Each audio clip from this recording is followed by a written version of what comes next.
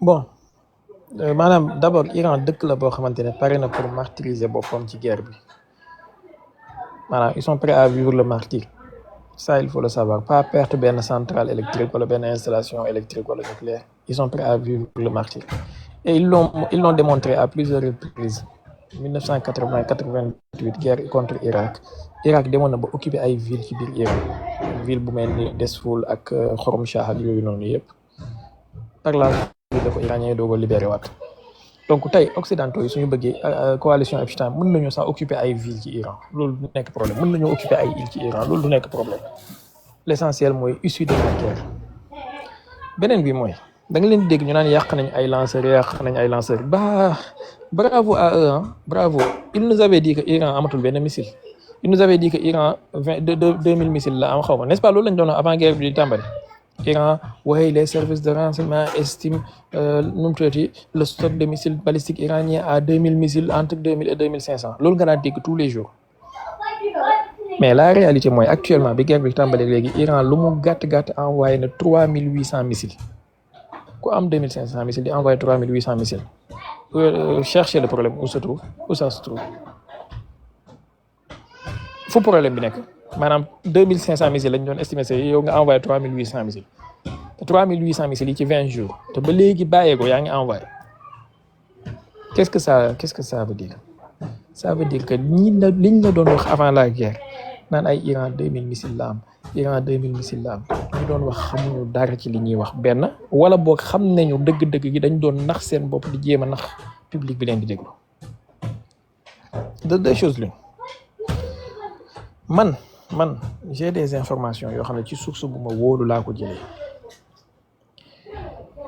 mu wax ma ne Iran avant guerre bi di tàmbali lu mu gàtt waxuma la ay missile de lanceur laa la wax lanceur am na ci lu mu gàtt 25000 lanceurs léegi je te laisse faire le décompte ku am 25000 lanceurs ñaata missile nga war a am à peu près connaissant que benn lanceur bu nekk mën na lancer jusqu'à 5 missiles fais le décompte da nga bañ a nax suñu bopp en fait lanceur de missiles yi c'est quoi yéen ay techniciens ay borom xam-xam ngeen maanaam vous y connaissez un peu ci matière lanceur de missiles yi ay camions civils yii la yoo xamante ne capote bi la ñuy caisse bi la ñuy teggi modifier ko def ci benn genre rampe de lancement à hydrogène wala électrique nga xam ne da nga ciy teg missile bi mu kii c'est ça modification d'un camion civil la et regardez les camions yu ñuy def missiles iraniens c'est presque des camions civils qui peuvent être dissimilés à des camions de transport même de nourriture souvent wala des camions frigo n'est-ce pas est-ce que da nga maa bëgg wax ne Iran daj 60 camions ñoo fa nekk yu Iran mën a modifier yu techniciens iraniens mën a modifier te ñoom loolu lañ doon wax avant guerre bi di tàmbali ne Iran 60 lanceurs la sëñ bi ana seen xel 60 lanceurs ci lanceurs yoo xamante ne c'est pas des technologies hyper compliquées à fabriquer c'est juste des camions civils modifiés. Regardez par vous-même, allez sur Google, tapez les lanceurs de missiles iraniens, vous verrez que c'est des camions. Maanaam parce que vraiment gars yi dañuy nax seen bopp di nax ñi leen di déglu ba nga foog ne def nañu ay injaazaat yoo xamante ne c'est grandiose malaayka Jibril sax mënu koo am te fekk wallahi defuñu grand chose.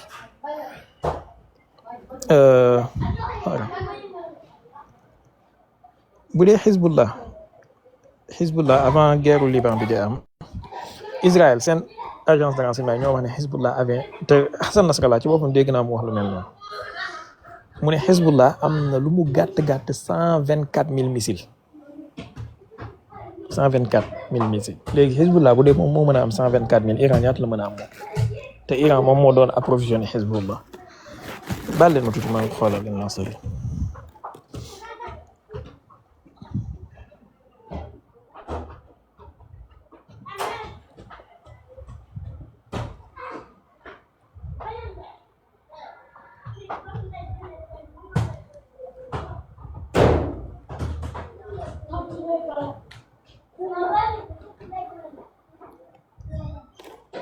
voilà xoolal am na bu nekk nii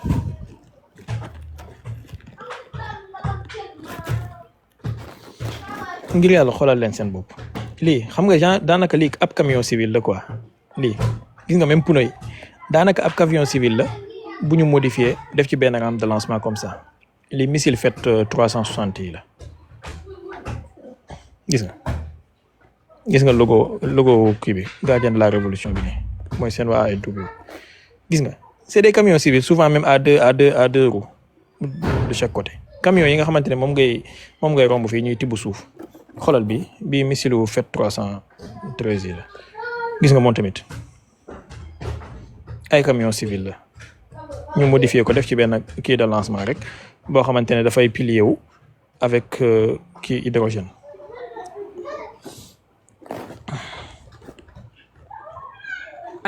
li may laaj foofu mooy tey comme noonu ñu koy teg xoolal bi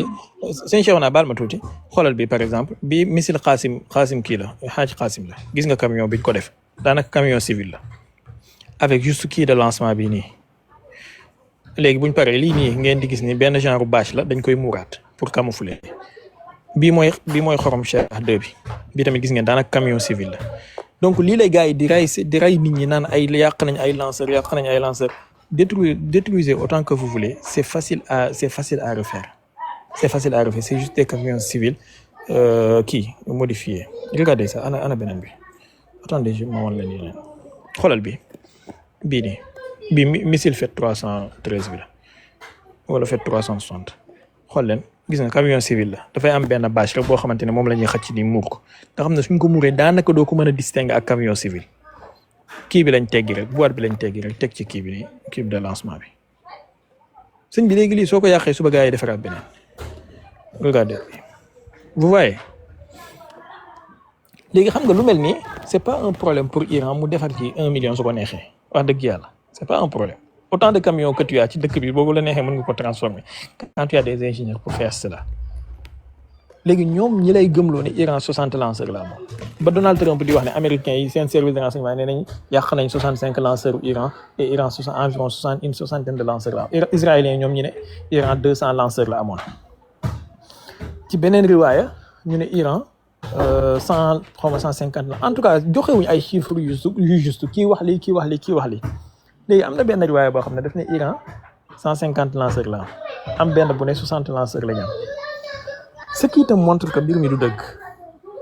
guddi gi combat yi commencé maanaam bis bi ñu attaqué Iran ci bi Iran di riposter ci suba si noonu bisu samedi 28 février Iran envoyé na plus de 200 missiles maanaam 300 missiles au total 300 et 360 au total entre différentes directions mais ci Israël rek 200 missiles la fa envoyé yi léegi yeneen 100 et quelques yi moom la envoyé ci yeneen région ci yeneen réew yi ngir yàlla fu tànke ku am 60 lanceurs wala ku am 150 lanceurs di nga mën a envoyer 200 missiles simultanément maanaam ci instantanément ci benn moment nga envoyé ndoo ko yëpp mu dem kon yeneen yi lan moo leen envoyé ay loxo wala lu leen lancé ay loxo wala ay lance-pierre c'est des gens qui se mentent di nax seen bopp te wallaahi dof weesuwul nit ki ngay nax sa bopp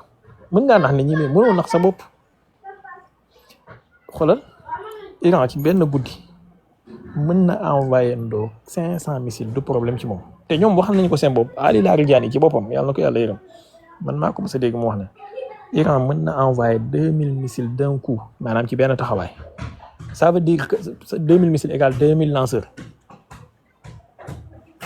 il faut comprendre un peu soxlawul ngay am doctorat ci mathématiques pour comprendre lii te Ali Larijani ku ko xamoon ne c'était quelqu'un qui ne parlait jamais pour ne rien dire c'était quelqu'un de sérieux du wut comme Donald Trump ku la ne Iran mën na envoyer 2000 missiles d'un seul coup ça veut dire que Iran am na 2000 lanceurs d'un seul coup donc dañ toog di nax seen bopp rek naan ay yàq nañ lanceur u Iran yàq nañ lanceur loolu benn la kon ma réponse à ta question mooy lanceur u Iran yi Iran mën na continuer ci guerre bi lu mu gàtt ci watiira bi muy demee maanaam kii bi rythme bi muy demee nii Iran mën na ci tenir lu mu gàtt 2 ans 24 mois sans problème chaque jour 60 missiles 20 missiles 30 missiles 10 missiles 15 missiles 3 missiles 7 missiles mën na ci tenir lu mu gàtt 2 ans sans problème. Amir Ali Hajizada par rapport ak ville de missiles yi ñu wax naan yàq nañ ko ay ville souterrain yi ñu wax ne yàq nañ ko Amir Ali Hajizada yàlla na ko yàlla yërëm moom laa dégg mu wax ci benn télévision iranienne ci benn interview buñ ko doon wax buñ ko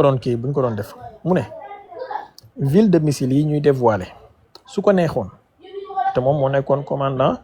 des forces aérospatiales des gardiens de la révolution donc c'est quelqu'un bu xamoon li muy wax. Encore une fois li tax ma jox waxam crédit mooy c'est quelqu'un qui ne parle jamais pour ne rien dire musuma kaa jàpp musuma kaa dégg mu wax déclaration boo xam ne vérifié naa ko gis ne wax ji du dëgg contrairement ak Netanyahu wala ak Trump lu mu la wax soxlawul vérification daf la koy wax nga xam ne du dëgg. Amir Ali Hadji Zada laa dégg mu wax ne ville de missiles yi ñiy wane su leen neexoon chaque semaine ñu dévoiler ci benn bu bees te danañ def 2 ans te mbir mi du jeex maanaam chaque semaine ñu dévoiler bu bees bu bokkut ak bi ñu dévoiler woon semaine passée te danañ def 2 ans te du jeex.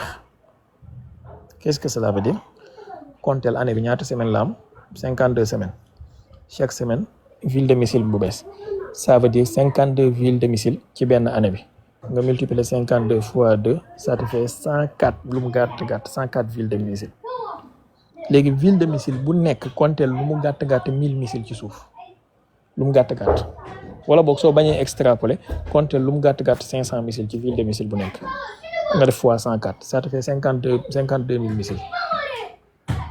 te lii dama ne la boo bañee extrapoler n'est-ce pas. léegi ville de missile yooyu bi guerre bi commencé ba léegi ngir yàlla ndax ñoom coalition Epstein mën nañoo nax seen bopp ba wax ne yàq nañ lépp ba mën a handicapé force de frappe bu Iran. La vérité mooy déedéet. Maintenant nag c'est vrai que y a des villes de missiles yoo xamante ne nii ils sont moins fortifiés moins résistants que d'autres loolu am na c'est vrai ndax xëy na emplacement bi géographiquement géologiquement yenn suuf yi moo gën a nooy yenn montagnes yi ñoo gën a dëgër yenn yi loolu c'est vrai. kon du ma ne la amul benn ville de missile bu ñu yàq loolu su ma ko waxee wax dëgg yàlla wax naa la loo xamante ne xëy na damaa bëgg du la neex il se peut que am na ay ville de missile yu ñu atteindre mais yi ci ëpp entrée de tunnel yi la ñuy atteindre pas ville bi réellement yi ci ëpp parce que entrée de tunnel yi c'est normal que moom mooy gën a vulnérable c'est normal mais biir tunnel bi mooy gën a profond mooy gën a dur donc nga atteindre entrée de tunnel bi endommager ko mooy gën a yomb que nga atteindre tunnel bi yëpp wala ville de missile bi yëpp mais am na yoo xamante ne ni wax dëgg yàlla ils sont incapables ñu atteindre ko parce que c'est des montagnes de granit dur yoo xamante ne ça a été conçu par les Iraniens pour résister même à des frappes nucléaires tactiques loolu moom nag sa xel dal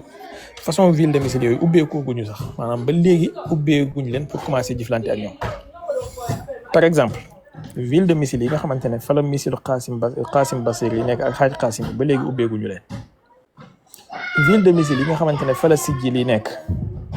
ñaari yoon la ñu utiliser Sijil ci guerre bi ñaari yoon ça veut dire que ba léegi ville de missile yooyu ubbeekoogul. Ville de missile yi nga xamante ne fa la Xorom Shah yi 4 yi nekk Xorom Shah yi ñuy utiliser nii yëpp Xorom Shah 2 la ñaari yoon xaw ma ñett laa dégg ñu ne utiliser nañ Xorom Shah 4 te am na ci yoo xamante ne information bi c'était pas avéré en tout cas man li ma jàpp ne lu wér la ñaar wala benn yoon lañ utiliser Xorom Shah 4 yeneen ci des ay Xorom Shah 2 la donc ville de missile Xorom Shah 4 yi ba léegi ils sont restés intacts. Ville de missile de croisière yi ay Soumaré yooyu ba léegi ils sont pas encore utilisés te boo xoolee cartographie guerre bi 90 wala 95% ci frappe yi coalition bi di def yëpp c'est du nord au sud et à l'ouest du pays maanaam l'est du pays est très peu touché li aju ci penku Iran bi c'est très peu touché li ëpp ci li ñuy touché ouest bi la ak nord bi ak sud bi te nag wax dëgg yàlla iranien ñun jortu nañ ne am nañu xel gu toll ni seen est bi tamit danañ fa def ay ville de missile léegi ville de missile yi nekk ci est boobu noonu laa la guñu la te li tax ma wax la loolu mooy saa bu ñuy lancer missile Sijil comme missile à longue portée bu am 2000 à 2500 kilomètres généralement les villes de missiles qui sont à l'est ñoom ñoo koy abriter ville de missiles yi nekk à l'ouest ce sont des villes yi nga xamante ne ñoom ñooy abriter missiles yi à courte et moyenne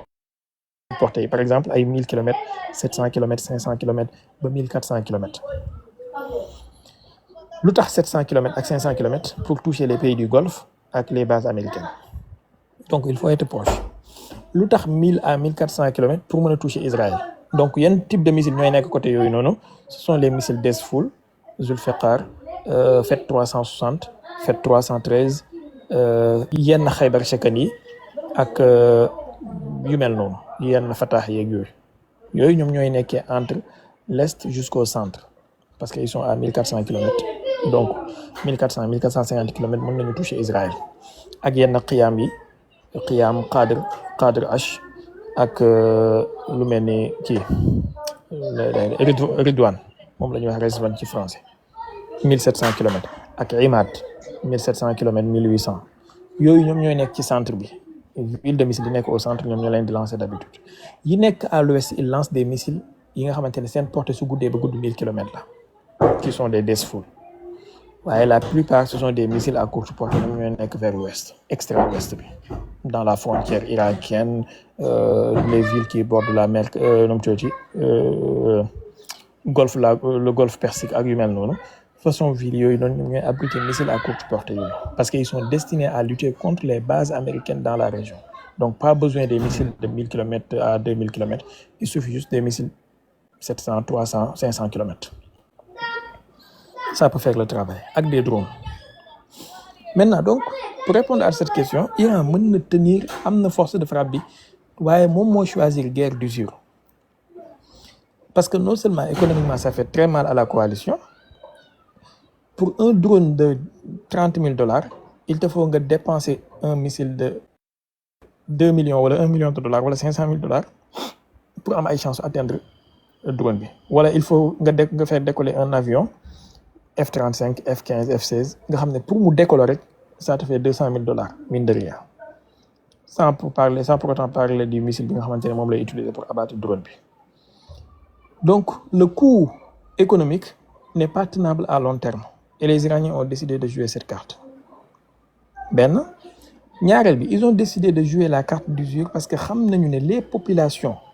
yi ci réew yi ñuy xeexal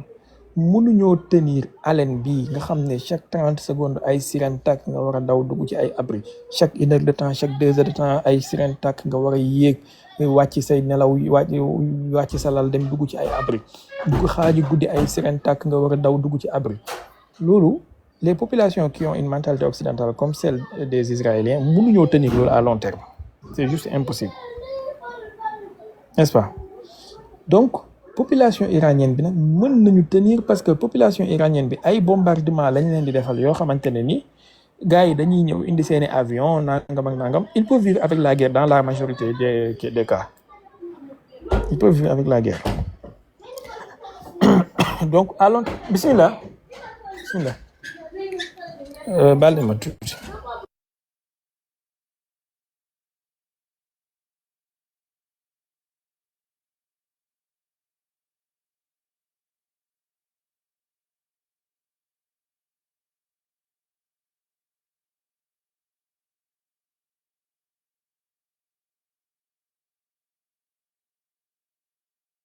Donc tëjal buntu bi donc mën nañu tenir population iranienne bi dans la majorité des cas mën nañu tenir loolu. Beneen partie question moo nekkoon lan Foutanké baal ma de j'ai trop développé ba fàtte naa beneen cat bi ñaata la 9 bi compter la bi Foutanké yaa ngi fi wala. waaw maa ngi déglu baax kay beneen bi moom dafa maa ngi gis kii ci suuf tamit mu ngi bind lu am solo mooy maintenance su yenn avions yi maanaam dans la durée appareil yi nga xamante ne boobu ñaata la ok baax na jërëjëf ne ko jërëjëf dans la durée appareil yi nga xamante ne moom la occidentaux yi di utiliser coalition bi dañuy soxla ay maintenance te pour faire rotation bi entre avion yu bees yi ñuy indi maanaam yoo xamante ne engagé wuñ leen woon ak avion yi engagé wu au combat ça demande du temps et diggante gap boobu noonu sans parler aussi de l'épuisement des stocks de missiles intercepteurs yoo xamante ne nii ça coûte extrêmement cher. C'est pas même un problème d'argent seulement ndax bu dee loolu la mën nañu def planche à billets fay li ñu bëgg a fay mais problème de temps de fabrication bi la pour fabriquer Iran par exemple selon Marco Rubio, le ministre américain des Affaires étrangères, moo wax que l'Iran il fabrique environ 100 missiles par mois. yaakaar naa mës naa teg vidéo boobu ci sama benn live 100 missiles par mois. D'accord léegi su dee Iran il fabrique 100 missiles par mois est-ce que xam nga Amérique seen missile THAAD yi nga xamante ne intercepteurs yi gën a cher gën a sophistiqué ñaata lañ ciy fabriqué par mois? C'est maximum, bon, je parle même pas des THAAD, je parle des Patriotes, c'est maximum une dizaine, 10, 12. bu bëree ba bëri ci missiles yi nga xamante ne ñoo gën a yomb fabriqué c'est une trentaine par mois. léegi prenons damaa jàpp chiffre yi exact en tête moo tax ma joxe fourchette bi rek. Disons que THAAD bi c'est 12 par mois. 12 par mois. Patriote bi disons que c'est 30 par mois. Tu as affaire avec quelqu'un qui fabrique 100 missiles par mois selon toi, et toi tu fabriques te vidéo bi ma leen di wax nii Marco Rubio daf ci wax sax ñoom 6 à 7 missiles intercepteurs la ñuy fabriquer par mois moom moo ko wax. maa ngi yor vidéo bi yaakaar naa ñi déglu woon live boobu tegoon naa ko fa dañ ko mën a attester 6 à 7 missiles par mois intercepteurs. Pendant ce temps Iran il fabrique 100 missiles par mois. Donc fais le calcul nga xool kan moo mën a tenir dans la durée entre les deux ndax yow miy fabriquer 6 à 7 missiles wala man miy fabriquer 100 missiles. léegi suñu multiplier sax annuellement Israël ak Amérique seen missiles intercepteurs yi sophistiqués yi maximum une soixantaine à 70 lañ ciy fabriquer par an annuellement. Pendant ce temps Iran te fabrique des milliers de missiles annuellement. Maanaam il te fabrique des missiles comme vous fabriquez des cigarettes. Maintenant fais le rapport. Et pour chaque missile iranien entrant, il faut minimum 2 missiles intercepteurs pour maximiser les chances d'interception. Il y a des cas même yoo xamante ne ils envoient plus de 2 missiles. am na yenn vidéo yoo xam ne da ngay gis ay 6, 7 ou 12 missiles intercepteurs pour intercepter benn missile. Ça a été documenté avec des vidéos yoo xamante ne man gis naa benn vidéo boo xam ne 14 missiles intercepteurs la ñu envoyé pour intercepter benn missile te missile bi mujj gi laal na cible. Donc mënul tenir dans la durée.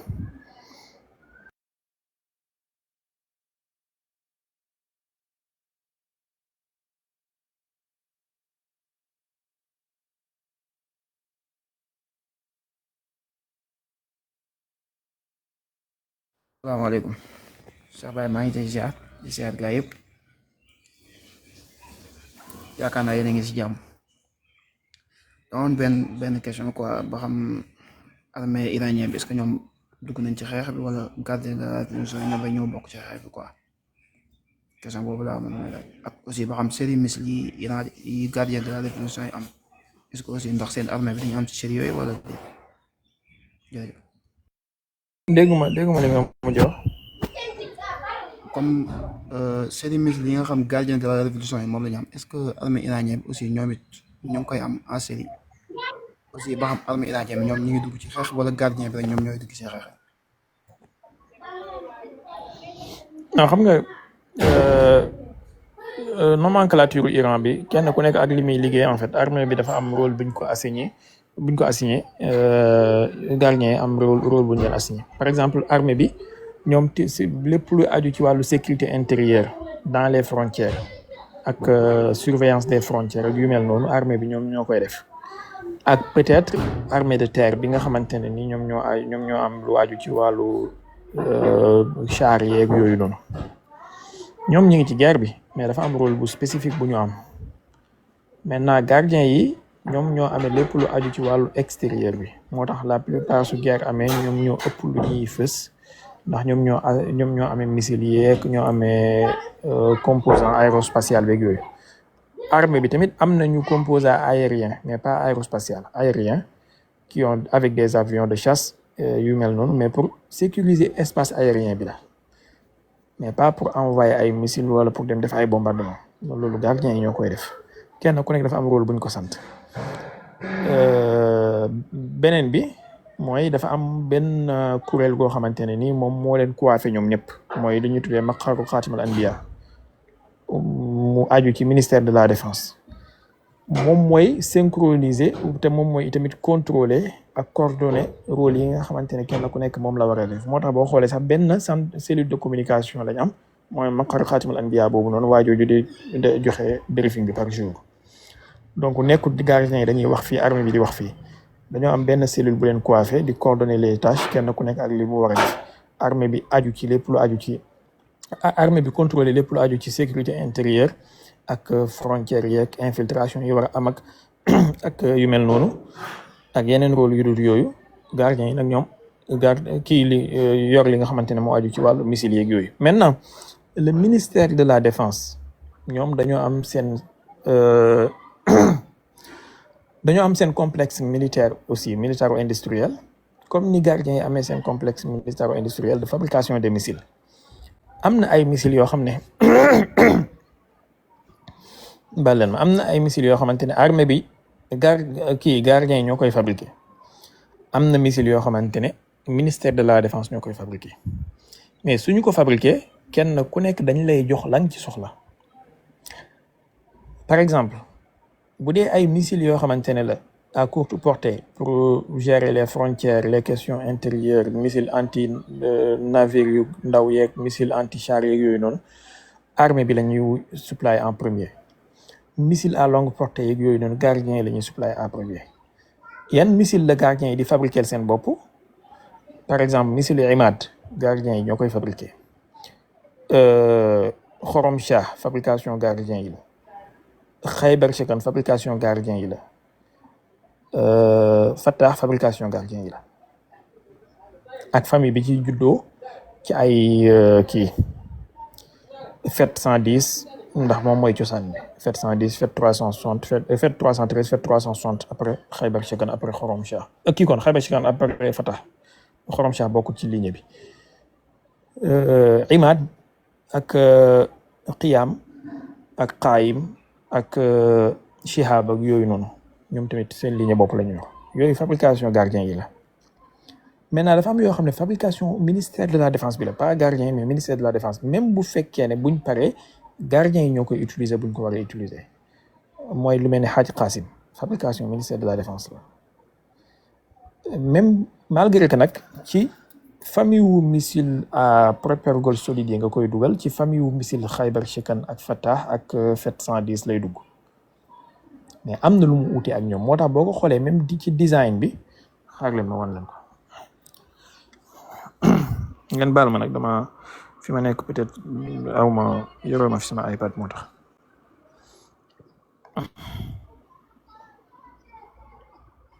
yaa ngi fi ba kañ ku la maa ngi fi ma nekk tàppatu leen live bi yaa ngi fi ba kañ tàppatu leen ngeen partagé da ngeen maye kàddu bala ñu waat compte bi xam nga compte Mohamed heure bi suba lay ñëwaat suba waaw wax dëgg yàlla Seydi ba kañ la war a ñëwaat quoi ma ne suba incha allah TikTok c'est vrai TikTok normal lañ quoi yow lundi 11h47 ngeen ñëwaat talal live ah bon góor gi nee na yow gars yi nee na yow li nga def ko keneen defal sa compte dañ koy nangu léegi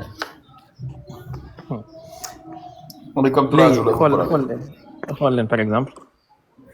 missile Hadj Qasim nga xool li koy distinguer ak gis nga par exemple xam nga même genre forme la seetlu leen dafa am véhicule de rentrée buy détaché wu avec des ailerons yu ndaw nii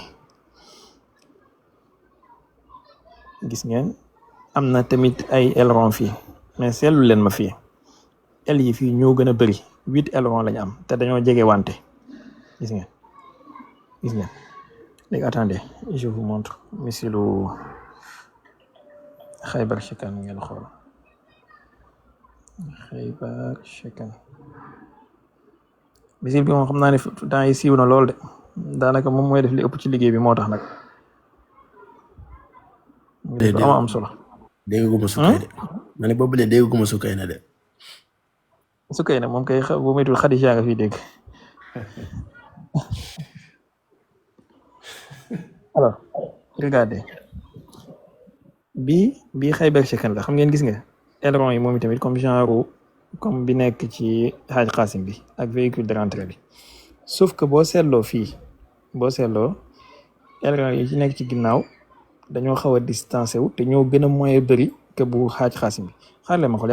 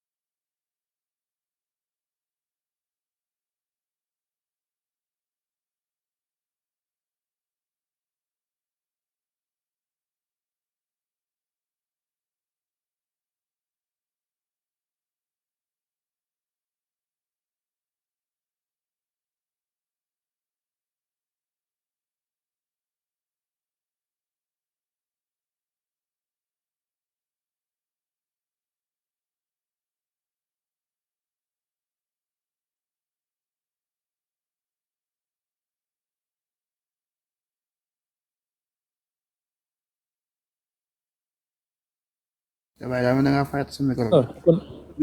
baal leen ma de déggu leen moom li ma doon wax baal leen ma de xaar leen ma delluwaat ci maa ngi tuub de xaar leen ma delluwaat ci Xaybar Second bi kon li ma doon wax ma ne voilà gis ngeen bu Xaybar Second bi fii gis ngeen aileron yi moo gën a gudd gis nga moo gën a gudd te dafa distancé te 6 la en fait 6 la côté bu nekk 2 léegi boo kiiyee gis nga fii tamit aile yi ak véhicule de rentrée bi dafa slim maanaam amul benn forme bu accidenté comme feenu men lu am ay kii ni zigzag dafa slim tout droit je perds un peu les mots mais comprendre ngeen li ma wax te bi dafa direct ni comme bu fataax bi ni men léegi xool leen bu Hadj Qasim bi moom maanaam gis nga fii aile yi ñoo gën a gàtt te ñoo gën a jege wante te ñoo gën a bëri te gis nga aile yi gis nga véhicule gis nga fii dafa mel ni lu xaw a dugg nii c'est un peu creux par rapport ak xaw ma tax seetlu ngeen li ma wax c'est un peu creux par rapport ak bu Xaybar Second bi nga boo jugee fii dafa kawe fii suufe après fii kawe waat léegi bu Xaybar Second bi moom menul noonu regardez moom dafa slim direct amul fii suufe fii kawe maanaam dugg fii kii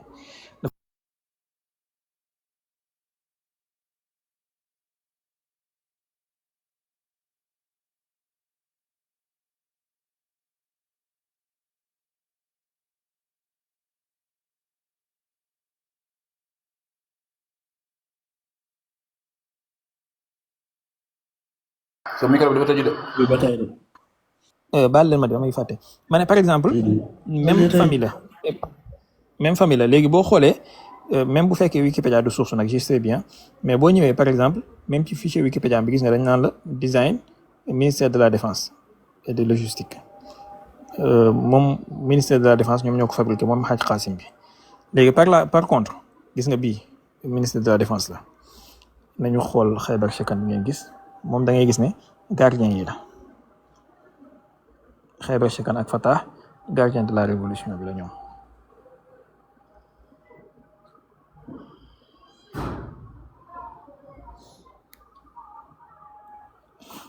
gis nga bii Xaybar Second bi la Xaybar Second malgré que même famille la ñu mais boo ñëwee fabricant da ngay gis ne IRGC la mooy entreprise de fabrication des gardiens de la révolution qui n'est pas lié gis nga force aérospatiale des corps des gardiens de la révolution mooy bi Amir Ali Hadji Zada jiite woon qui n'est pas lié ak ministère de la défense bi nga xamante ne ñoom ñoo fabriqué gis nga bii logistique du ministère de la défense et des forces armées bokkul léegi kenn ku nekk ci ñoom ñaar dafa am moo tax gis nga occidentaux yi lay wax naan ay décimé nañu Iran yàq nañu Iran dañoo xamul Iran ak système de commandement beeg système d'armée bi ni mu composé woo dëkk la boo xam ne c'est impossible nga détruire ko même en 10 ans je te dis c'est impossible nga décimer leen parce que dafa am ay structure de commandement ak ay structure de fabrication chaîne logistique yu indépendant yoo xam ne ku nekk ak li muy def maanaam ba fii may wax ak yow nii chaîne logistique gu missile yi nga xamante ne moom la ministère de la défense yi di defar ba léegi utiliser guñ leen maanaam ba léegi duggaguñ ci maaraka bi ñoom mooy ñoom xaaj xaasim yeeg yeneen yooyu léegi xaaral ma wan leen Fatah bi ngeen xool moom tamit da ngeen gis chaîne de fabrication ak suuf Fatah moom tamit da ngeen di gis ne gardien yi la voilà regardez ici gis nga Fatah moom soo xoolee c'est typiquement comme Khaybar Shikan gis nga même véhicule bi ni mu mel véhicule de rentrée bi c'est typiquement comme Khaybar Shikan daanaka daara wuutalewu leen gis nga aile yi tamit comme bu Khaybar Shikan bi la menul comme bu xaaj xaasim bi ma leen wan sànq ici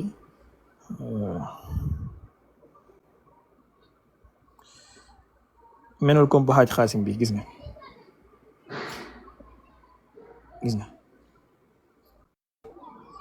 ngeen wuute bi seetlu ngeen moom Khaybar Shikan la niroot regardez Khaybar Shikan bi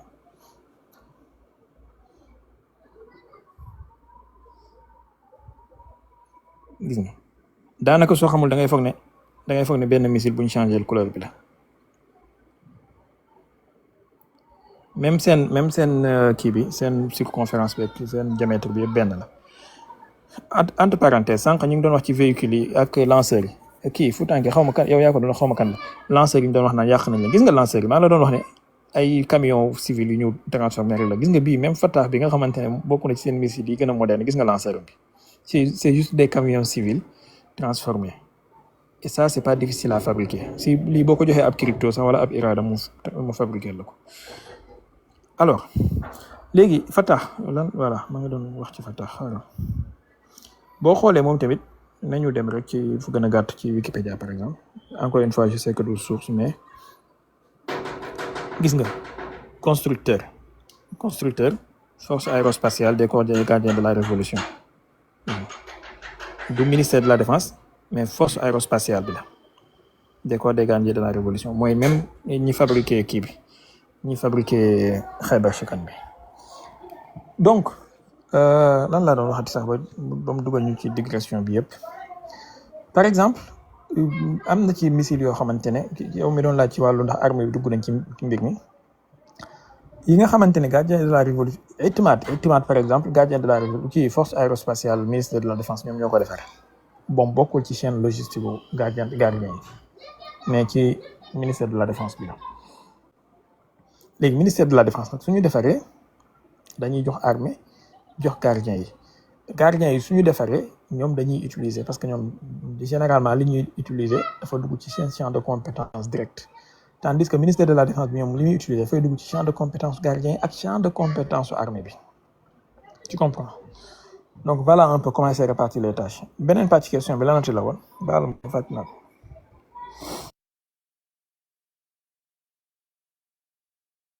c'est vrai yaakaar naa ñaar yooyu loolu je pense que répondre nga ñaar yëpp quoi bàyyi yéen waaw na jërëjëf waaw Seydi fan nga nekk ma ñëw indil la tablette bi en attendant wala mel ni kii na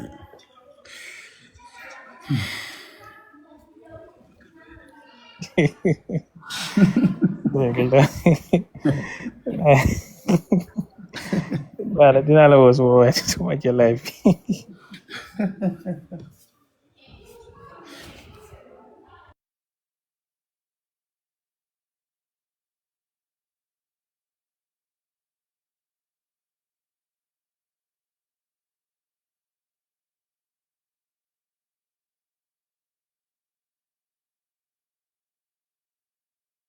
gis nga par exemple Iran pour bañ a dugg ci problème ay am ay lanceurs yooyu noonu yu sophistiqué moo tax mu pensé programme am ci ay lanceurs yu simple yu mel ni nga xam ne ay camions civils yu ñu transformé la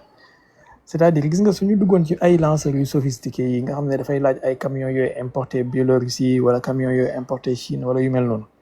kon gars yi mën nañ leen cee teg ay sanctions koñe leen foofu noonu ndax y a des camions de lanceurs yu très sophistiqués très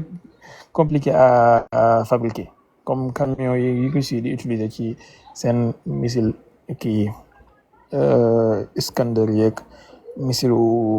Topol M yeeg yooyu noonu ak ay Yarsi c'est des camions très lourds très gros camions nangam Iran su dugaloon boppam ci sillage boobu noonu konoon day am problème bii nga xam ne moom la gars yi di wax tey pénurie de camions parce que dañ leen teg ay sanctions ci importation façon camion yu mel noonu wala usines yi koy fabriqué ñu menacé leen su ngeen jaayee Iran composant ak yooyu noonu. bi ñu xamee loolu nag ci lañ anticiper lii ñu def affaire yi mu nekk ay camions civils yoo xamante ne camion bi tibbi suuf ci carrière ba sax soo ko jëlee modifié ko mu jox la lanceur bu baax. Ils sont très intelligents ces Iraniens là vraiment.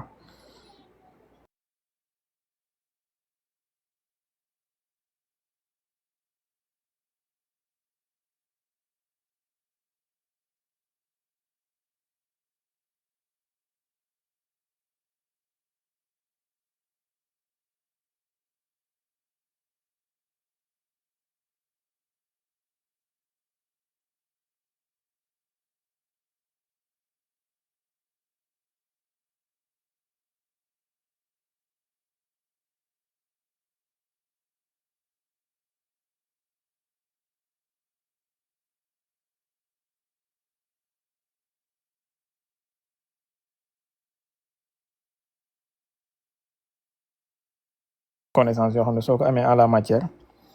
même bu ñu lancé missile bi di nga xam ban type de missile la même boo ko gisee ci lancement bi rek wala bu ñu ko buy daanu maanaam buy daal cible am di nga xam environ di nga xam à peu près ban xeetu missile moom mooy duggee nii. par exemple xaaral ma woon leen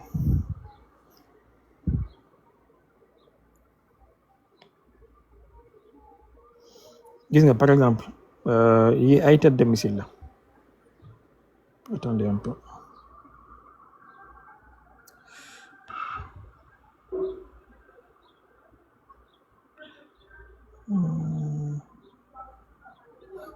Voilà.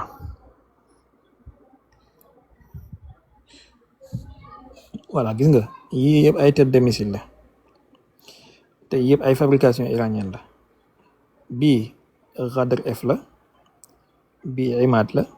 bii Qiyam la bii Qaim la. Regardez bien gis nga bii véhicule bi ni mu mel véhicule de rentrée avec de petits ailerons gis nga bii ni mu slimé comme boo genre xaj xaasim bi la sauf que amul aileron. gis nga bii Imad bi ni mu mel am na petit aileron dafa xaw a niroog bii xaw nañu niroo un peu. gis nga bii ni mu mel moom amul ay aileron ay petit kii la am nii yoo xamante ne après dafay lancer au rentrée dafay lancer ay tête de leurre. léegi su dee xam nga yàgg nga ci ba miin ko dafa lay permettre nga gis missile bi même buñ ko lancer de loin yow boo gisee image bi même ci biir vidéo di nga xam bii ban type de missile la ak ban type de missile moom mooy buñ ko lancer moom mooy réagir nii léegi même ci son bi sax di nga xamee lii xeetu missile bii la wala xeetu missile bi la. gis nga Qiyam Qaim Imad Ghadr F. alors que suñu taxawee nii boo xamul nag yëpp dañuy niroo ndax léeg-léeg ñoom ñooy niroo taxawaay. par exemple comme ici comme fii gis nga suñu taxawee nii de loin ku xamul mën na bañ a xamee lii ban xeetu missile la mais ku xam automatiquement su xoolee dina xam ne lii Imad la. gis nga bële ci fond bi ku xam automatiquement dina mën a xam ban xeetu missile la.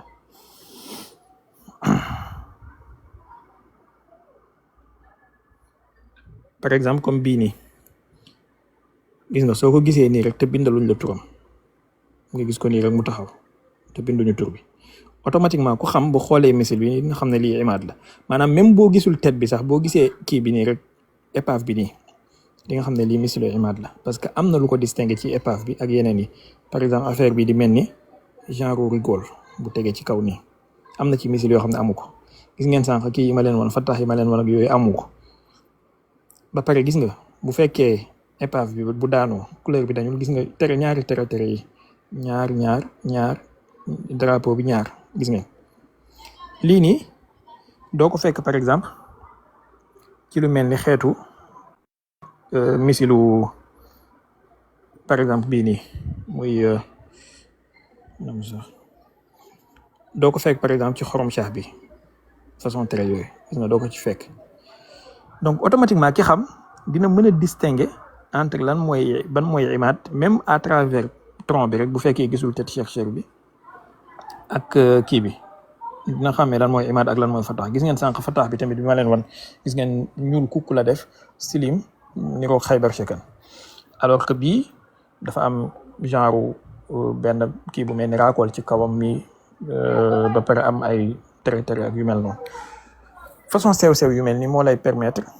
même bu la iranien yi waxuñ ne missile sàngam lañ utiliser yow soo xamee boo gisee missile bi ba muy dugg ci atmosphère bi wala bañ koy lancer di nga xam missile bii la tel missile la.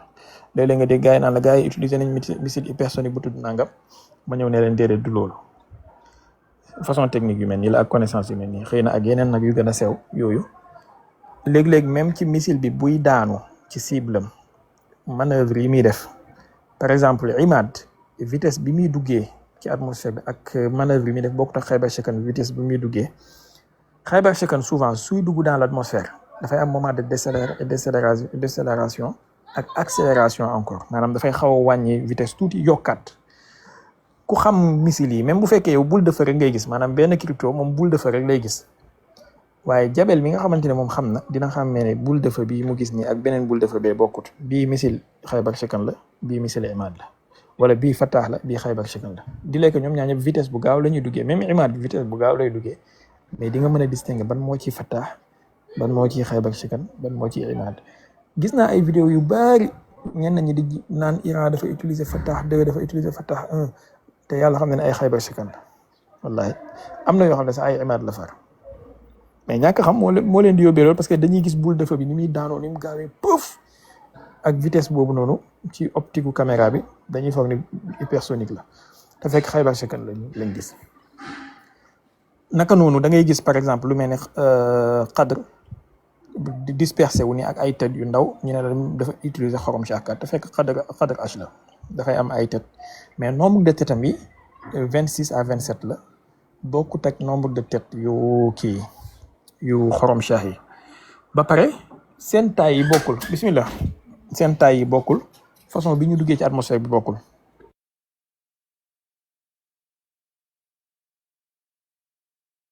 seen tête yi façon bi ñu duggee ci atmosphère bi bokkul ni ñuy réagir bu ñuy wàcc seen descente yi bokkul donc yow mi xam di nga mën a xàmmee ne lii xorom shah la wala Qadr la wala bu dee xorom shah la tamit ban kii la ban série la ci xorom shah yi.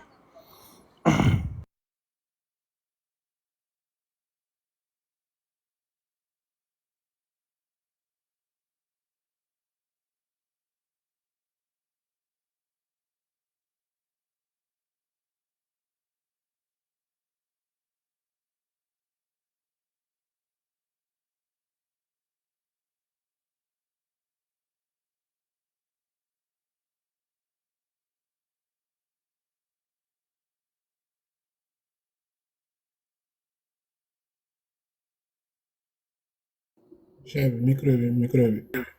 waaw baal leen ma de maa ngi jégalu ma ne kii dafa demoon ci benn musée armement wu Iran lii missile Fatah la xam nga binduñu tur bi fenn waaye soo xamee di nga xam ne Fatah la par exemple peut-être ak couleur bi mais bon couleur missile bu nekk mën nañu ko changer couleur mais boo xamee di nga xam ne Fatah la gis nga point yi nii sew la ci bën yi gis nga affaire bi lii mel ni doo daan nii sew la ci moom itamit dugg ne ci missile bu nekk nga koy gis. aleykum salaam. bee ci ginnaaw ne missile de croisière baawa léegi bële te bii ci ginnaaw gis ngeen bii Qadr la bii dafay def ay sous-munitions bëriyaat na lu ko Iran di utiliser nit ñi naan xorom shah la utiliser te fekk bii la bii mooy def 26 à 27 sous-munitions yi gis ngeen ko bii exposé la woon buñ ko defoon léegi Qadr bii nii souvent Iran danay monter tête bu mel nii ci missile Imad parce que ils sont compatibles mais bu boobaa du def ay sous-munitions mais ay leurre lay def ay leurre gonflable yoo xamante ne dañuy mel ni ay tête bu ko defee pour leurrer système de défense yi surtout bu fekkee radar yi ils sont assez dégradés ba duñ mën a distinguer tête réelle bi ak lan mooy tête de leurre bi voilà. maa ngi jégalu tey maa ngi leen di sonal ak wax ju bëri rek.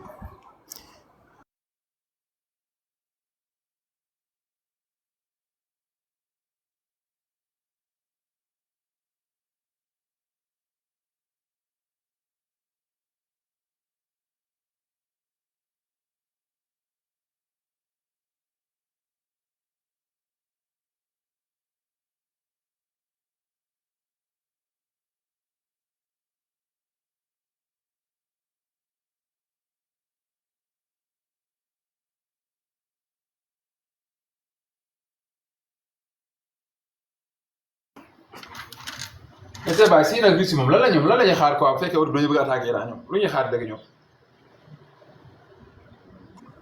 li ñuy xaar de mooy li ma leen yàgg wax te gars yi nanguwuñ kaa gëm rek Chine ak Russie duñ ci mos a dugg daa mel daa jëfee gëm non seen doctrine Chine ñi ko xam. mais ñoom bu jeexalee seen alliés yi ñoom léegi ku leen jàppale léegi ku leen jaayati pétrole bu yomb.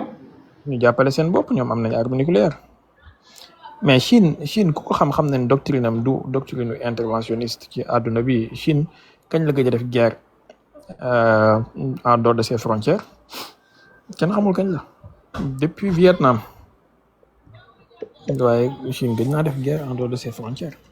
donc loolu nag du ko changé tey ngir Iran jamais Russie am na lu ko doy sëkk te ak yeneen calcul yoo xamante ne moom mooy pousser les Russes ba duñ jàppale Iran ni ñu ko war a jàppale. bàyyil gars yi ñu nekk fii di xaal di daanu rek naan Russie dugg na ci Russie dana ci ñëw ak guerre mondiale dana am ak nangam. Iran su dimbalewul boppam kenn du ko dimbale peut-être nag mën nañ koo dimbale ak yenn yu ndawaan yi ay renseignement satellitaire ak ay image de ciblage ak ay composants électroniques ak ay pièces à rechange ak yu mel noonu ak ay pièces détachées yooyu moom mën nañ ko cee jàppale. waaye pour jox ko ay missiles yu sophistiqué nii maanaam tey ji comme Russie jox Iran technologie missile lu mel ni kii nan laa koy waxee Zircon nga xam ne mën na daaneel porte avions wala mu jox ko technologie missile bu mel ni kii beneen bi Oreshnik mais bu ko xalaat ci àdduna bu ko xalaat. Irada nee na su doon def géopolitique daf may bloqué ci live am pourtant am na ñu ko def sax de xëy na li maanaam damaa xamul lu bëri nag de damay ji di boole rek gars yi de macha allah seen xam-xam dafa yaatu lool il faut may dem ci seen live bi di làqatu di root ci seen xam-xam yi pour mën a wax lu leer.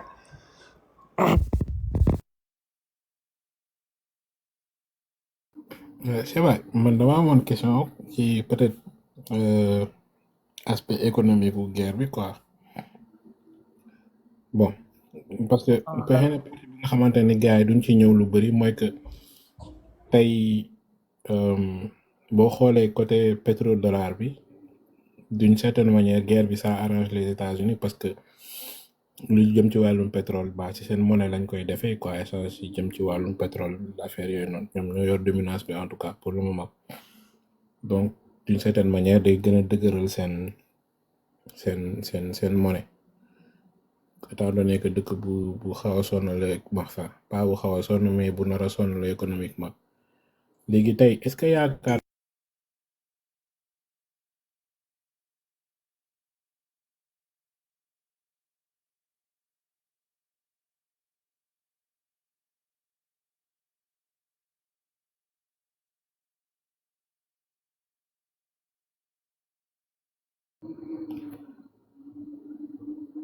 man sama question bi dafa dagg rek. waa déggatuñ la woon de bi nga ne est-ce que yaakaar nga ne daal ci lañ la gëj a dégg. waaw dama ni est-ce que yaakaar nga ni pays pétrodollars yi dem jëflante ak yeneen pays ci beneen monnaie buñ demee ba guerre bi gën a compliqué. waaw mën naa am de kii sëñ Sultan mën na nekk de gars yi de noonu la ñuy def ñëw laqatu jël kii buñ paree dem ne ñoom ñoo ko kii ba pare bloqué ma nag du ma fa mën a dugg du ma ko mën a dégg yàlla baax na mais nañ fay droit d'auteur rek nañ fay droit d'auteur wala suñu bëggee man Almin Hadj su liggéey bi ñuy def sottee dinaa ci ubbi filière boo xam ne wàllu géopolitique lay jàngale ak naka ngay amee waayu maanaam naka ngay amee ak xeewut ci wàllu géopolitique naka ngay amee ay sources ak yu mel noonu loolu moom dinaa ko ubbi ci Almin Hadj incha allah taala ku ci bëgg nañoo inscrire ci bu boobaa. léegi kii nu mu tëddee sëñ Kirito lu mën a nekk la lu mën a nekk la réew yi nga xamante ne ñi ngi doon jëfandikoo pétrodollar ñu switch dem ci yuan wala surtout yuan moom moo gën a positionné wu actuellement sauf que c'est trop risqué parce que l'empire n'est pas encore mort malgré que le roi est fou l'empire est en déclin mais l'empire n'est pas encore mort et il peut faire preuve d'une violence inouïe te am na ay capacité de coercition yoo xamante ne ni mën na sanctionner ba léegi et ces sanctions peuvent faire mal ci yenn réew yi nga xamante ne ils sont trop dépendants ci moom maanaam Russie ak Iran ak yenn dëkk yu mel noonu li leen muusal xëy na mooy ils sont pas trop dépendants fexe nañ ba développer ay systèmes alternatifs yoo xamante ne ni mën na leen a may bu ñu leen sanctionné ñu continuer di dund mais imaginez tey dëkk boo xamante ne tous ces moyens de paiement sont Visa et Mastercard par exemple wala American Express wala yu mel noonu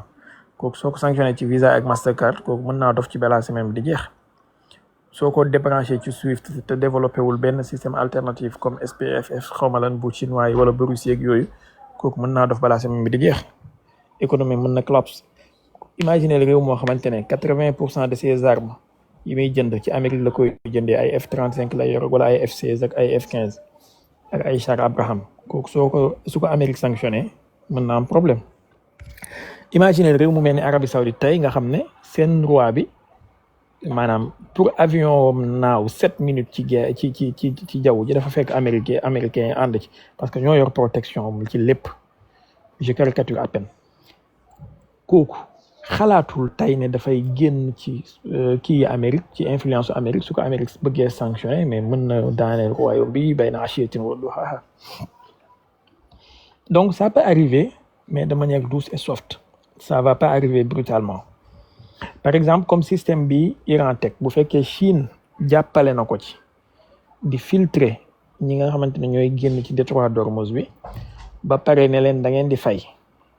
et à ce qui paraît am na ñu commencé fay déjà d'après certaines informations yu ma gis am na sax ñoo xam ne ils ont payé $2 millions pour leur passage ci détroit d'Ormuz bi comme ni mu amee ci canal de Suez beeg canal de Panama bi nga xam ne da ngay fay balaa ngay jàll te paiement boobu noonu Égypte moo ko moom bu fekkee canal de Suez bi la Iran dafa mel ni système boobu la ñu bëgg a teg même après la guerre teg benn système de contrôle ci détroit d'Ormuz au lieu mu nekk passage gratuit mu nekk passage payant et paiement boobu nag bu ko neexee su guerre bi jeexee mën na ko def en yuan et loolu ça va favoriser yuan bi wala boog paiement bi rester en dollars pour ne pas trop fâcher les Américains mais disant que sauf ñi nga xamante ne ñooy jëndee seen pétrole en yuan loolu tamit mën na nekk et bu boobaa aussi ça va profiter au déclin de kii maanaam dana accélérer déclin wu dollar bi am na ci yenn réew yoo xamante ne commencé nañu déjà ci seen yenn aspects yi di ko jaay ci yeneen monnaie par exemple comme Russie bi guerre Ukraine bi tàmbalee occidentaux yi teg ko ay sanctions dafa am ay liste de pays yu mu désigné tuddee leen des pays inamicaux ne leen nag pays inamicaux yooyu pour ñu jënd gaz il faut ñu fay en yuan en kii kon il faut ñu fay en rouble mais y en a déjà qui ont commencé à payer en rouble ci loolu donc yu mel noonu mën na am ndànk-ndànk c'est des systèmes parallèles yu judd ndànk-ndànk par-ci par-là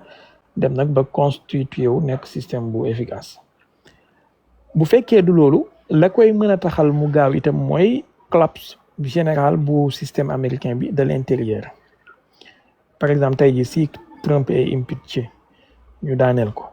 wala si Trump perd la guerre stratégiquement maanaam essuie une défaite stratégique amère ci Iran te il n'a pas envie d'aller beaucoup plus loin dans ce cas mën na jox yeneen réew yi ñu gën a am courage boobu noonu ndax ce que cette guerre ak guerre bi ko jiitu muy guerre Ukraine bi li mu wane mooy on peut tenir tête à l'Occident tout en continuant de vivre normalement avec des difficultés certes mais quand même on continue de vivre par exemple Russie tenir na tête Occident pendant 4 ans toutes les sanctions du monde teg nañ ko Russie l'économie russe ne s'est pas effondrée Bruno Le Maire waxoon na fi ne nous allons provoquer l'effondrement de l'économie russe ça ne s'est pas produit donc la Russie continue et a même souvent a fait des croissances yu gën a mag yu zone euro bi di def tey Iran li mu wane mooy mën nga nekk sous sanction 47 ans du tee nga mën a tenir tête coalition militaire bi gën a mag ci àdduna bi muy Amérique ak Israël yemul ci nga tenir leen tête rek mais nga tenir leen c'est en échec far pendant 3 semaines ba dugg ci 4e semaine loolu c'est très révélateur et ça donne des ailes à d'autres pays yi nga xamante ni itam bëggoon nañoo am kii te amuñu woon courage yu jël seen destin en 2 mains et loolu bis bu amee dana gën a kii accélérer chute bi. Mais il faut savoir que l'Empire américain est prêt à aller jusqu'aux extrêmes quand même pour préserver le dollar. Même s'il faut utiliser le nucléaire, ils vont pas hésiter. Parce que le dollar, c'est un outil de pouvoir numéro 1. Si vous perdez, c'est fini pour eux. Et il y a carrément des prêts pour abdiquer face à la Chine aussi simplement et aussi facilement. Il y a carrément. mais yaakaaroo ni pays yooyu noonu tey bu Chine ak Russie xëy na am nu ñu waxee ak ñoom ñu génn ci pétrodollar boobu noonu utiliser moyen de paiement BRICS yeeg wala yuan pour régler seen ay paiement parce que tey jii nii man je me dis que ñaari cas de figure mooy am soit Iran day xoj américains yi à travers nu muy xojee ba Hormuz pour pétrole beeg gaz beeg yooyu noonu ba nga xamante ni à un moment américains yi dinañ sës et ils seront peut-être obligés escalader guerre bi encore comme ni nga doon wax sànq soit que pays arabes yi bon ñoom ñu gis ni que lii nii c'est pas à leur avantage et que ñu génn ci domination américain yi donc man côté boobu laa koy gisee quoi est-ce que Chine ak Russie mënuñoo profiter ci loolu noonu jéem a jouer benn carte bi nga xamante ni ba ñoom dañuy récupérer pays yooyu et puis ça va faire que le dollar va collapse. mën na nekk mais li tax ma ci xaw a douter tuuti mooy courage politique bi war pour Chine ak Russie am ko yaakaaruma ne danañ ko am wala buñ ko amee danañ ko def par exemple boo xoolee lu mel ni BRICS banque des BRICS bi nekk Shanghai je crois transactions yi sont libellées en dollars ba léegi maanaam aussi paradoxal que cela puisse être ba léegi les BRICS ñu ngi utiliser dollar et pourtant ils prétendent vouloir instaurer benn système alternatif mais seen banque bi seen kii bi dañ ko libellé en dollars c'est incompréhensible en fait. Alors ñaareel bi mooy la Russie ba léegi pétrole am mu ngi koy jaay en dollars ba léegi dans la majorité des pays yi muy jaay pays inamicaux yi ma la wax sànq rek ñoom lay jaay gaz am te loolu tamit gaz bi la pas pétrole bi en rouble loolu aussi c'est incompréhensible yeneen matières premières yi muy jaay yëpp moo xam muy titane bi moo xam muy uranium bi moo xam muy yeneen yëpp dollar la koy jaay chinois yi tamit yeneen matières premières yi ñuy jaay yëpp lithium yeeg terres rares yeeg yooyu yëpp dollar lañ koy jaayee ba léegi c'est incompréhensible quand même mais ba léegi loolu mooy am beneen bi mooy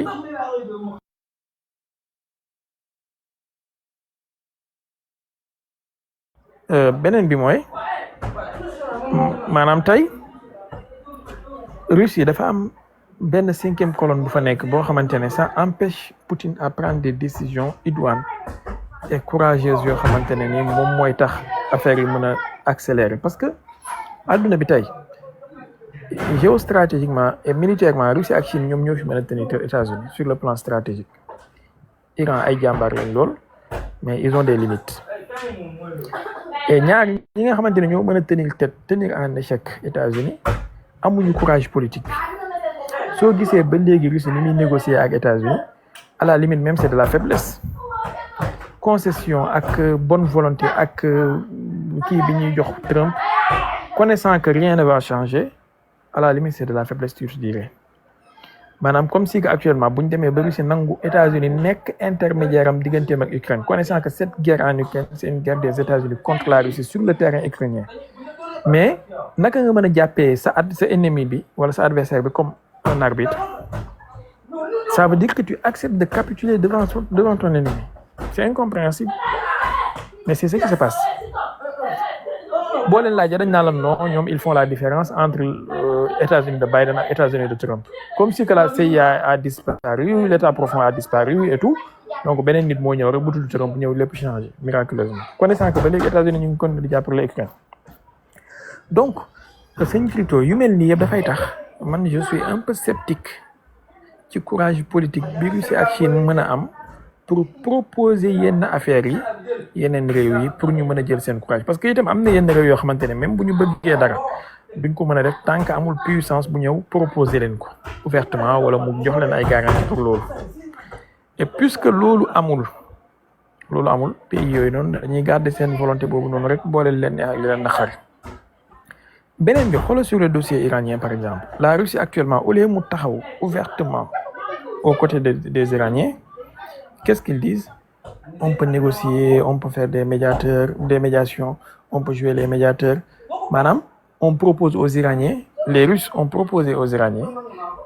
d'exporter cet uranium enrichi vers la Russie pour conclure un accord avec les Américains. C'est-à-dire que la Russie dafay contribuer tey ci luy affaiblir l'Iran en quelque sorte. Uranium enrichi bi nga xamante ne tey moom mooy meilleure carte bu Iran am pour négocier. Les Russes ils sont prêts à convaincre les Iraniens selon eux pour exporter l'uranium vers la Russie.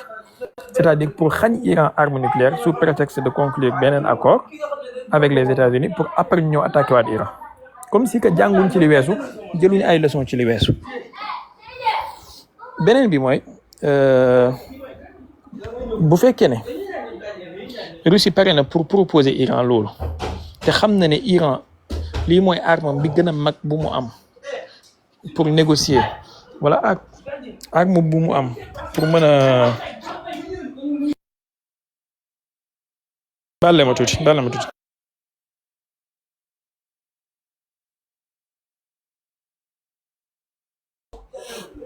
bu fekkee ne Russie xam na loolu te ñemewut politiquement taxaw aux côtés des Iraniens ça montre des signes de faiblesse yoo xamante ne ni du la jox courage nga foog ne danañ am courage kii taxawaay bi war pour daaneel le pétrodollar. Autre chose aux Nations Unies vote bi nga xamante ne amoon na fa fan yee ci ginnaaw wax naa ko fi ay yoon wax naa ko ci sama live aussi naka la Russie mën a abstenir Russie ak Chine abstenir ci benn résolution bu pays arabe yi dugaloon pour condamner Iran ci riposte yi muy def te xam ne Russie ak Chine suñu voté woon contre dafay engagé seen veto résolution bi du jàll ils se sont abstenus résolution bi mujj jàll ils condamnent l'Iran maanaam Nations Unies condamne Iran sous prétexte Iran dafay attaquer ay attaques injustifiées et ils exigent à ce que l'Iran cesse ses attaques incessamment. Ça veut dire que taxawuñ Iran politiquement dañ ko war a taxawoo léegi nag bu dee Iran lañ taxawoowul noonu connaissant ndimbal li leen Iran jox yëpp bul yaakaar dañ taxaw yeneen réew yi ñu war a taxawoo ci noonu donc le courage politique manque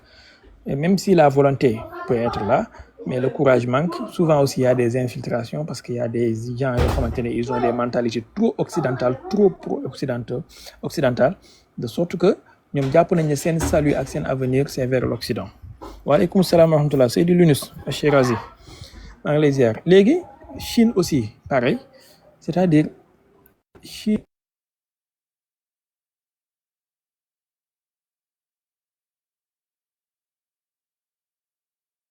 les routes de la soie nu mu mën a def ba am jàmm maanaam tey Chine su régime iranien bi su ko leeree ne régime iranien bi mën naa daanu mais dina am régime boo xamante ne su ñëwee dina continuer signer kii appliquer accord yi ñu signé woon ak moom sans problème Chine amul benn problème ci régime bi changé maanaam la Chine ne va pas faire la guerre pour garder régime Iran bi en place moom état iranien lay wax mais pas régime et y a une différence entre les deux état ak kii ñi incarné état bi c'est-à-dire état sénégalais ak régime Macky Sall wala régime Diomaye bu fekkee ne leer na Chine que ne régime Macky Sall su fi jugee régime Diomaye ñëw contrat yi mu signé woon ak régime Macky Sall dañ ko ne di jàll sans problème parce que c'est l'état sénégalais amul problème pour daaneel régime Macky Sall et c'est là où se trouve le problème maintenant ce qui fait que yeneen dëkk yi nga xamante ne ñoom ñooy mën a am levier de coercition contre le dollar ci pétrole ak ci gaz ak ci yeneen kii Chine mën na leen a bañ a proposer loolu tant que moom ses affaires marchent correctement mën na bañ a am courage politique bu ñu proposer loolu moo tax nag jàpp naa ne processus bu mën a am la mais très compliqué et très pas dans un avenir proche quand même. ok man en fait man dama am benn problème ci Iran parce que boo xoolee carte yëpp amul ci benn carte bu nga xamante ni c'est en leur faveur genre li nga xamante ni xëy na moom lañ mënoon wane ci guerre bi mooy que ils sont capables de tenir tête aux États-Unis et que voilà américains yi ils sont pas benn Iron Man surpuissant boo nga xamante ni kenn mënu lu ko dara man je pense que xëy na guerre bi loolu lañ amoon luñ ci wane te réussir nañ ko maintenant man fii sama problème mooy pourquoi ils ne cherchent pas à faire mal en fait parce que c'est vrai côté pétrole bi mun nañ ça peut faire très mal mais après bon pays arabes yi mun nañ ñëw contre ñoom américains yi mun nañ ñëw contre ñoom mais man je me dis que restriction bi ñu def seen bopp ba nga xamante ni tey ñoom ils encaissent des coûts yoo xamante ni côté infrastructure côté perte humaine c'est énorme dellooñ ko si lan lañ ko teg en fait man loolu laa comprendre foofu moom j'ai vraiment du mal à les suivre quoi lan moo tax ñoom ils ne rendent pas vraiment œil pour œil dent pour dent.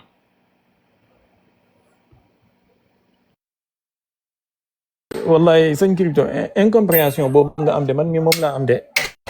logique gu majalisien la rek logique gu majalisien la que ne ñoom duñu maanaam dañuy dem ci guerre bi ak ay axlaaq ak ay moral ak ay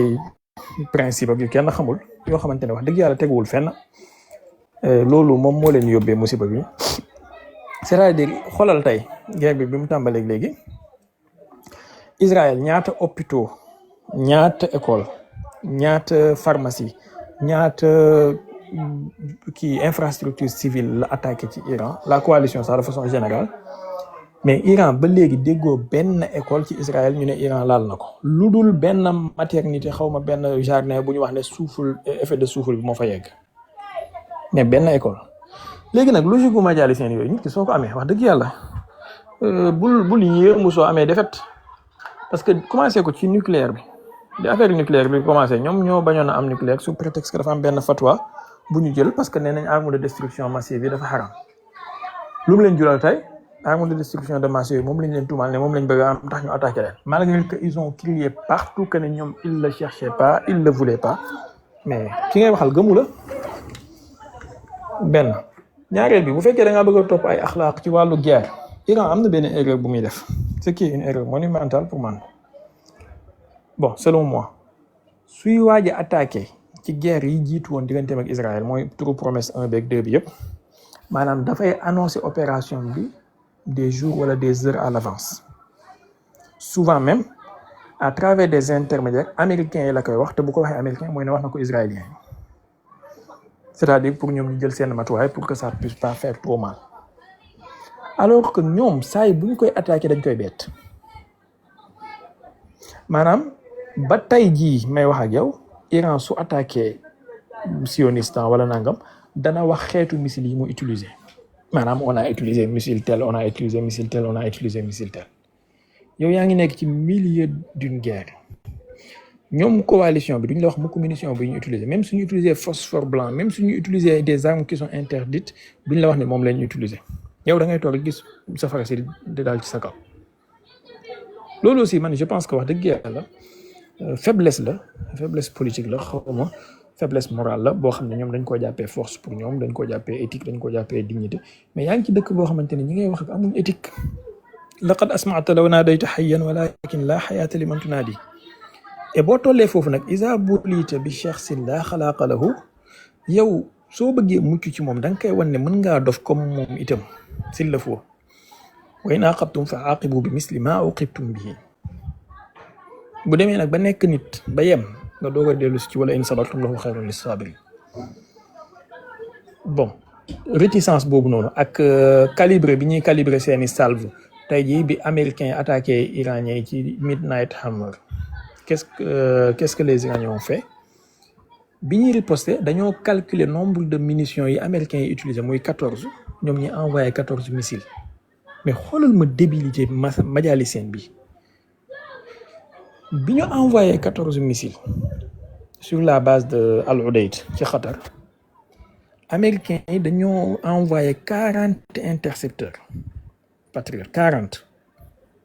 ce qui a fait le plus grand engagement des intercepteurs patriotes de l'histoire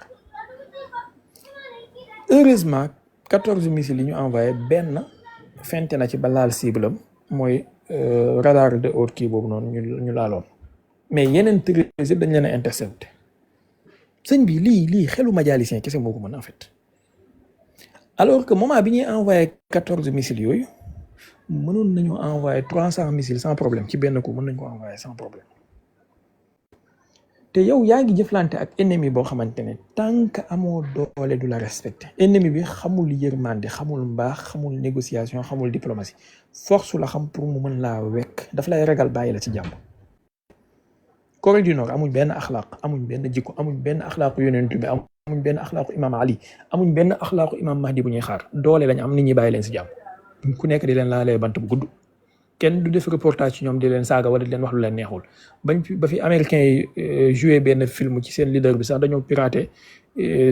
nu mu tuddati société Sony bi ba tey déggaatoo beneen film bu ñu def ci président nord coréen bi yow Iran chaque jour ñu ngi saaga sa leader matin midi et soir ci plateau télé yi léegi dem nañ bay bind ne góor jigéen la sax sa leader bu bees bi nga fal nga toog naan da ngay xaar imam Mahdi ñëw lijjantil la problème bi doo comprendre vraiment mais bon allahul mustaan dafa mel ni daal yàlla dañ ñoo nattoo loo xamante ne doo xam kañ lay dañ. dama d'accord damaa xool affaire bi ne lu tax iranien yi jéemuñu gaañ en fait comme li crypto wax may observe bi mu yàgg ma seetlu ne xëy na américain yi opinion bi lay joué opinion américain yi maanaam loolu nag mooy bi ma xoolee xel posé wu question mooy réponse bi mën a ñëw sama xel mu war a mën a logique xëy na mu mën a logique daal mooy manager opinion américain bi ba ñuy contre Trump te duñ contre Iran. abonné leen tey aimé di partager di participer di envoyer ay cœur